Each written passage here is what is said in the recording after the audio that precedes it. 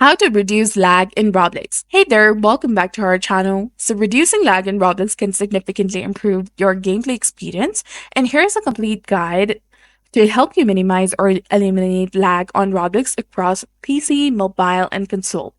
So first of all, you can go ahead and lower your graphics settings, which is the most effective method.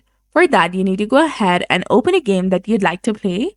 Tap on Open Roblox Game Client, and this will open your Roblox player. Now, once you're inside the game, tap on the Roblox icon in the top left corner of the screen. Now switch to settings, which is between the people and captures. Scroll down, and there you will see the option of graphics mode, which is automatic and manual. Set it to automatic. And there is also the option of graphics quality under it. Make sure that the slider is set to 1 to 3 for the best performance. You can also go ahead and improve your internet connection and fix network lag. So use a wired Ethernet connection for a PC or a console instead of Wi-Fi.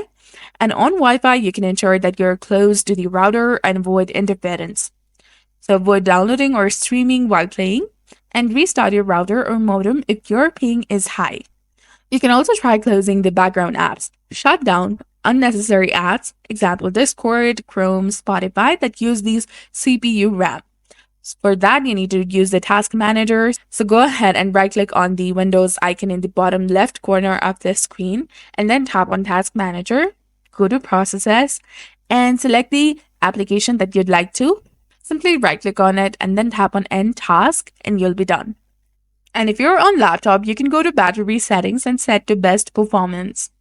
Now, another thing you can do is clear the Roblox cache. Simply enter Windows plus R in your keyboard, and then type in %local app data %/Roblox/logs and open it. Now select all the files over here and delete it. Restart Roblox and it will regenerate necessary files. And also make sure that Roblox is up to date.